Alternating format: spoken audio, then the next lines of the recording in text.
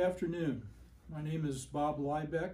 I served as a platoon leader in Charlie Company, 2nd Battalion, 506 Infantry in Vietnam in 1970. I currently serve on the board of directors of the 506 Airborne Infantry Association. The association has, we're in the process of filming 30-minute segments with Jim Pee Wee Martin, who was G Company, 3rd Battalion, 506 Parachute Infantry from Toccoa to the end of the war. Our purpose is to help instill a sense of history into our 506 young troopers at Fort Campbell, but on a greater context to the whole 101st, all regiments, all MOSs, to give you an idea of the sense of history from our World War II 101st veterans. So I'm going to stand up and get out of the way and let this presentation continue. Okay, my name's Doug Barber. I'm a retired history teacher, and I've worked with Jim Martin for a little over 10 years, and I'll be leading him through some questions that'll hopefully enlighten you on what a foundational member of the 101st Airborne Division during World War II went through, what they thought, and of course some details about some of their experiences. Jim, we're going to talk about Normandy. It's the the big ticket item, as they say in World War II, as far as the Americans are, the American experience. You trained at Toccoa. You had your advanced training at Camp McCall, and then of course went over to England. You had additional training in England. The spring of 1944 comes along, and talk about when they moved your outfit down to the marshalling areas in preparation for Normandy. Did they tell you you were jumping into Normandy when you were in the marshalling areas? No. Okay. How long were you in the marshalling areas, and what kind of things did you do? About 10 days. That's kind of peculiar. We'd never been into combat. We had nothing to have a reference point of what it was like. But there was a lot of bragging. We're going to go over and kill all those people. And people were sharpening their bayonets. And I kept telling them, you don't sharpen a bayonet. You want to crush bones. If you sharpen it and you push it into your bone, the bone deflects, and then you try to pull it out, you're in trouble. Nobody believed me. We're bragging all the time what we're going to do, and here we are, never been in any combat, had nothing to give us any idea. There was a lot of speculation about where we would go, and then they showed some films, things of that note. And then there was a lot of gambling went on in there. And of course we had machine gun guards around us and barbed wire, so we couldn't go in or out. And it was just kind of a big party. And then we had some false starts. It didn't happen because Lille and Tournai and some of those places were overrun before we really got there. We get in the trucks and go and then come back. And then we had a problem. All these trucks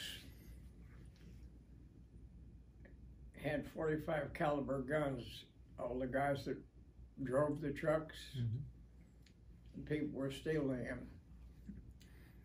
them. And one day when we came back, we didn't go back to camp. We went in a big hangar, and they said, anybody's got a 45, put it out here, and if you don't, from now on, you're gonna go court-martial. Well, nobody thought much about it. But we did speculate about where we're going, and a lot of speculation was that we were going to go to the South Pacific. And I don't know where that came from, but that's what it was. And it was just, and then somebody said something about the officers, and I said, they don't know any more than we do. And he said, why not? And I said, because they're leading us, and no matter what happens, something's going to slip out, and then somebody's going to have a problem. Mm-hmm. And there was an officer in a party in London from an airborne outfit, and he speculated something about when we would be going over. He was a general officer.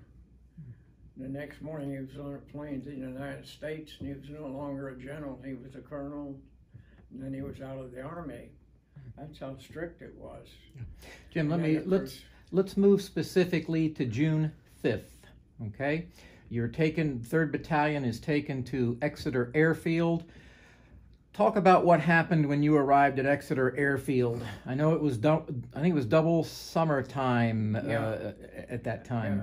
Yeah, so still probably light, right? Still probably light when you guys got there. You could see it was dark, but it's still, you could really photograph too. Mm-hmm. And people were surprised that they actually had color photography at that time. Yeah. Talk about gearing up. Give the audience an idea of the gear that you had and like what you weighed at the time and what your gear weighed at the time. Well, at that time I weighed 135, but when I went into service I weighed 106. And 105 was the minimum, so I just made that minimum. But in spite of the fact I didn't like the food, you ate it because that's either that or go hungry. So, but we had no idea of the mission. There was just nothing at all. But we've been trained on map reading and using compasses and all that sort of thing. And then when we were in there was a lot of gambling going on. And that's something that I never understood either. But and one guy got up to where he had equivalent of $15,000, and then he was shooting craps, and he shot the thing and he lost it all. And I said, how'd you feel about losing $15,000? He said, no. He said, I just lost $10. That's all I started with. And that was a kind of a thing people went on. But we speculated a lot about what we were doing. And, you know, that speculation really doesn't help you. Yeah. It's a distraction on what you're doing. Yeah. But we were anxious to go. I mean, you know, all these different places we were going to go, and then we had to come back and go back in there and do that sort of thing. Then one guy had a toothache, or I guess it was so bad that they took him out under machine gun guard, and then the dentist had to go in with us and stay because they're afraid he'd say something. Yeah. Talk about your time on the aircraft when you were at Exeter Airfield before taking off. What were the guys talking about? Do you recall? Speculating where we were going. Okay, so even at that point, even on board the aircraft in your stick. Where we were going. No. Okay. Okay. Now, we left Exeter at 11:30 p.m. on the 5th. And then remember we had a day delay. Our unit, the jumpers, we were already in there fighting because the delay didn't happen until after we jumped. Yeah. Give the audience an idea of how you were feeling, what you were seeing, what were the guys talking about when you were crossing the English Channel? Well, we could look down there and there were so many ships that we had a feeling you could almost walk across. And we had an idea then about 5,000 ships were down there. And I think you put it up on there once about going across. You put it up on Facebook so people could see what it was. And of course, many people have asked me, weren't you frightened? And I said, no, we weren't frightened because we hadn't been there. We had no way of knowing what it was, and it still was a big game to us. We just didn't understand yet. And we looked down and saw all these long streams of heavy caliber tracer coming in different colors. And many people said, well, come on now, weren't you afraid? And I said, how could we be afraid?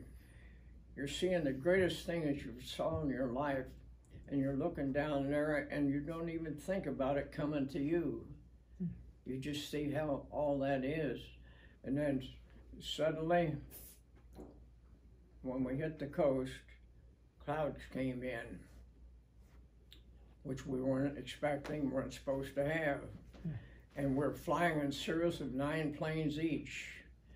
And the lead person in that 9 planes is the only one that had any directions.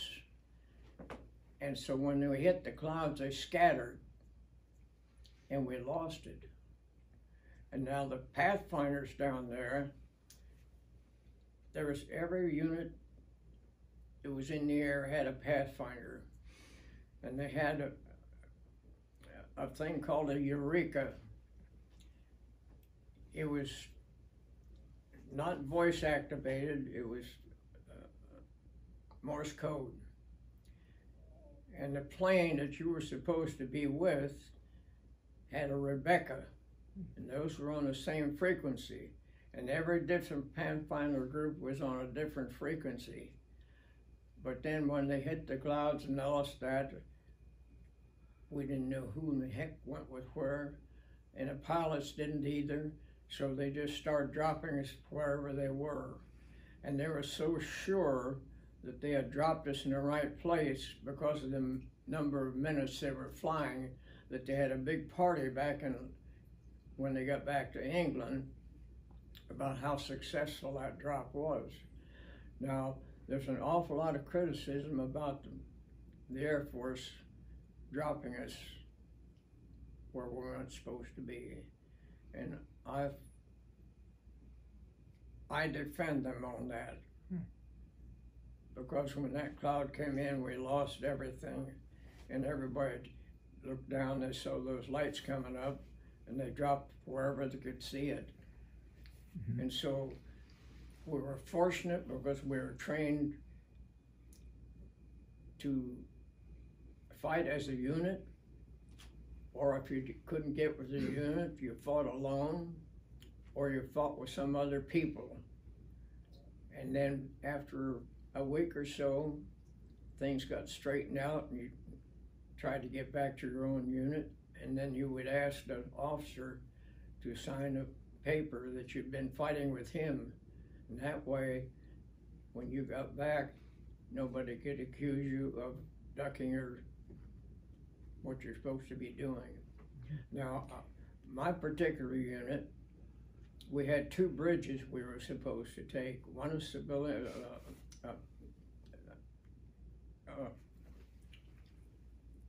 one where you walk, infantry, and the other was for vehicles, tanks, and that sort. The Germans had put them up to funnel reinforcements down for the beach forces coming in, and it was paramount that we stop that. Well, in the meantime, we had what's called parabundles, and each of those parabundles had different things in, and each one had a different color chute. You had one that had nothing but ammunition, you had one nothing but morphine, you had all different kinds, some machine guns, some mortars, whatever you needed. And unfortunately, we lost everything. And after 3 days, the division not have a hearing from us, they thought we'd been annihilated. So they ordered the Air Force to destroy those 2 bridges. Well, Chaplain McGee, and at that time Sergeant Ames, were up on the levee. McGee was using cerise panels and waving them because we heard the planes coming and we knew they were going to bomb those bridges. And Shames was letting out orange smoke. And those fighter planes came across dropping bombs, and they straddled those 2 guys with machine guns going. Unfortunately, we only lost one guy killed at that point. But talk about, now that you mention it, talk about what happened to Lieutenant Chambliss when you were at the your D-Day objective. That's another thing. You could train and train and train and train and emphasize certain things. Lieutenant Chambliss was an Army kid. His family was Army going back to the Civil War. And he was in the Air Force, and he was up for his last check. They told him, this is your last check now, and you've been talking about going someplace else. Are you going to stay here with us, or are you going to go someplace else? And he said, well, my family's always been infantry, and I'm going to the parachute infantry. And he was a really nice guy, but he made a terrible mistake the first day. He was trying to find a sniper that was picking our guys off, and he kept putting his head up in the same spot. And the fourth time he did it, he got shot through the neck. And he was there lying on two sergeants. One of them had his head in his lap, and the other one was there with him. And he wanted to know if anybody from G Company was there. They said, no, this is H Company. And he said he wanted to know if we're mocking his background. Well, I hate to say this, but I'm responsible for that. We were so proud of our platoon leader, which was Chambliss. And I went down to supply and got them to make a stencil and said, are we Army? Are we West Point? With a question mark behind it. And he took that to mean we were mocking his background. But this was meant to be a respectful joke on your part. Absolutely, because we're so proud of him. Yeah, but it was misinterpreted. And I said, I told historian Mark Bando about it, and he didn't think I was, he thought I was telling a story.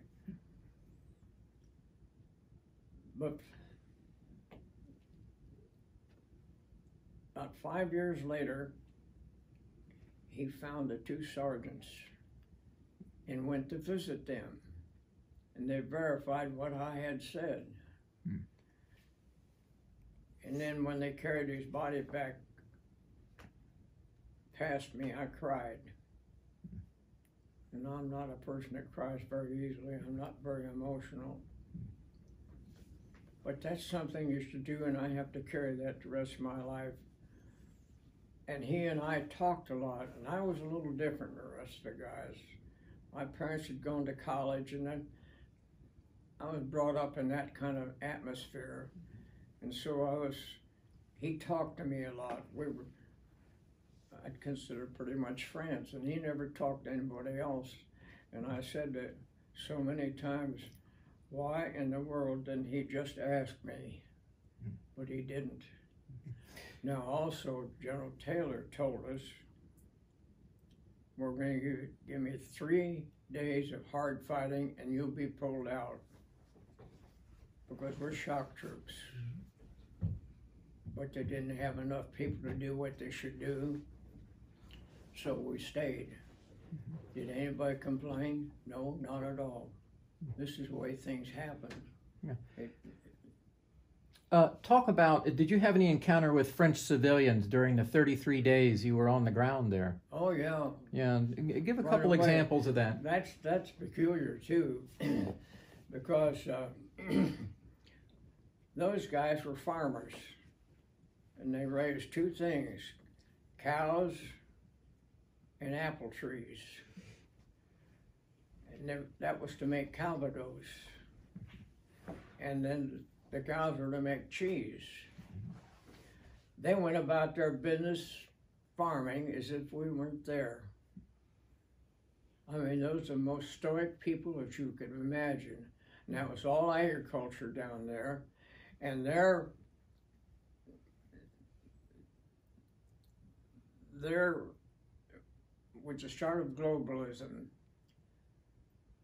And when the Germans put the two bridges there, they couldn't get out and sell their products.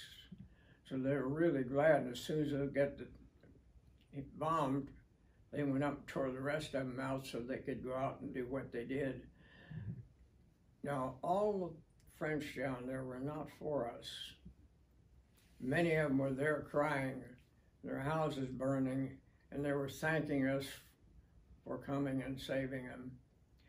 But remember, the Germans had been there for 4 years, and quite a few of the girls had married them because there wasn't any young men around, so they weren't very happy about things. And I remember one incident one evening, this German guy who'd married a French girl, they were walking down a street, and one of our guys got in an argument with the guy, and he just ended up and shot the guy right in front of his wife. And nothing was ever said or done about it. Let's go back and get some specifics about the jump. What altitude did you jump from? Do you recall? 450. 450 feet. So you were on the ground within seconds. Yes. Now the Pathfinders went in an hour before us, and they jumped to 300 feet. When you hit the ground, it's my understanding you landed a little bit north of Saint-Côme-du-Mont. What's the first thing you saw, and when did you first encounter the enemy after you were on the ground? Well, we didn't encounter them right away. One of the officers came by with about 25 people with him, and he wanted us to go with his group. And one of the guys said, no, there's a pillbox over there we want to check. Now, they were going down to the river, and that's where we were supposed to be. But by the time we got over there, we came to some other guys, about 15 or 20 milling around a little intersection and wondering if we should have gone with them or now what we were going to do, because we heard some firing and somebody climbed up a pole and read the name of the intersection. And then we knew where we were going, so people started going one to where they had to go. Well, by that time, we ran into some Germans with machine guns. Yeah, talk about that. What happened? Well, those machine gunners were trying to get behind the guys down at the river. And we couldn't get down there because we had to deal with them. Well, we had a firefight, and our officer, our sergeant said, you guys stay here, 3 or 4 of us with him. And with him and Austin, that was, you know, the sergeant was so damn mean, you know his name. Yeah, it's escaping me at the moment, but... Well, anyway, they went and took care of one of these machine guns, but there was 5 of them tried to get back there. And we couldn't get there that night. So we just bedded down until the next morning. And if those people had got down to the river that night behind them, that would have been all over. So what those 2 sergeants did really saved the day for them. And then there was a farm there called Fortin Farm, and there was a house there. And we went in the house, and there was a meal on the table, still warm. And there was the basement. And the sergeant said to me, throw some grenades down that basement. And I said, no, those people might be down in that basement, and I'm not going to do it. But he threw some grenades down there, and then just found out about a year ago, somebody spoke up when I was talking and said, yeah, we heard about that too, and we checked it out, and there was nobody in the basement, so you didn't have to worry about it. But Talk that's how about these kind of things happen. Yeah, talk Yeah. about how in the initial days, now after things got going, I understand it was different, but in the early days of the Normandy operation, what was done with prisoners? Well, we had no place to put them, but you got to understand that the Germans did have some places where they put them, and most of them had civilians in who got in trouble with the local authorities, and so they had places. But what we would do is, now there was some shooting, a few people shot prisoners, but mostly we took the bolts out of their rifle. They had bolt action rifles, and we throw the bolt away and throw it down, tell them, just go behind, somebody will take care of you. So we didn't know what happened to them. Yeah. What was the attitude of the German prisoners that you guys encountered? Were they glad to be out of the war? Were they resentful? Tell you the truth, most of them were glad to be out of it because they'd been fighting up around Barbarossa and those places. And we talked, there were a lot of them were German paratroopers. And we didn't understand that there's going to be paratroopers. We thought it was going to be a regular army, and some were the regular army. And then also we encountered wooden bullets. And then the rumor went around they did that on purpose because they splintered and made different wounds. And so I talked to some of the prisoners, said, no, that wasn't it. We were on maneuvers down here, and we used wooden bullets because it was too expensive to have regular bullets. That was just something that happened. So you learn that, and then surprisingly, quite a few of those prisoners said that they were glad that we had come and freed them. And some of those guys, if the SS, there was SS, now there's two SS, and I call them white and black. The white ones, they're mostly dispatch people, and they didn't do those bad things. But the black ones, even the German people hated those people because they did all the nasty stuff, and we shot them immediately when we caught them. And then we found some of them had uniforms on underneath American uniforms, and they were put in there to cause chaos, which they certainly did. And then people say, and I know they mean well, but people say, we want to thank you for your sacrifice. And I have never, ever considered anything I did that as a sacrifice, and none of our unit ever did. Let's go back to Normandy. As the first part of July comes around, you guys have been there for almost a month. How much in advance did you know that they were going to pull your outfit back and send you back to England for refitting and rest? Just overnight. Okay. Okay, so you found out, and then the next day or the day after, you were on the way back? 3 days later, we were 3 days on the way later. back, yeah. Okay. How did it feel to be back in Ramsbury? Well, almost everybody, when we were in Ramsbury training, had a girlfriend or met a family that they were with, and I had 4 families that I could walk in a house without knocking. It was that much, it was almost like being home. And then those people were riding back and forth with my parents and other parents were sending things over here that these people didn't have. And for those that came back, the girls were hugging them, and the families that knew them were delighted to have them back. And for those that didn't come back, there was a lot of crying. It was very, very emotional.